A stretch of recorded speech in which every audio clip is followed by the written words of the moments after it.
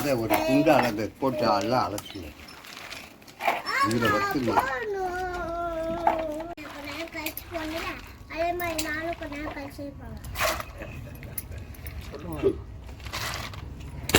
கடலையே ரொம்ப மணலாக இருக்குல்ல, அது மாதிரி இது மாதிரி 2 கழுவு கழுவிட்டு அதுக்கப்புறம் வேக போட்டுக்கலாம்.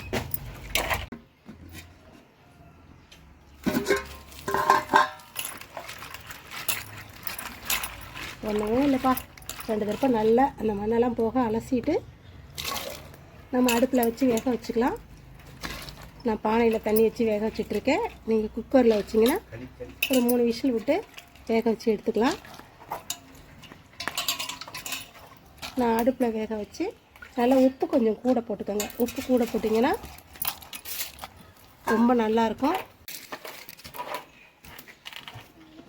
உப்பு நிறைய நம்ம தண்ணி வச்சுருக்கோம்ல, அதனால் கொஞ்சம் உப்பு கூட போடணும்.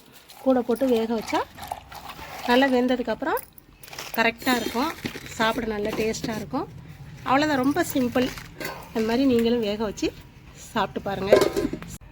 நல்லா வேக வச்சிட்டோம்ப்பா, நல்லா வெந்திருக்கு.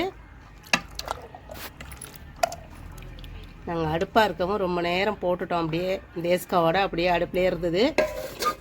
இப்போ தான் எடுக்கிறேன். நல்லா வெந்து போச்சு பாருங்கள், நல்லா உரிச்சு நல்லா வெந்துருச்சு பாருங்கள். இதே மாதிரியே நீங்களும் வேக வச்சு சமைச்சு சாப்பிட்டு பாருங்கள். சாப்பிட்டுட்டு சுமதி சமையலுக்கு லைக் பண்ணுங்கள், ஷேர் பண்ணுங்கள், சப்ஸ்கிரைப் பண்ணுங்கள். தேங்க்யூ.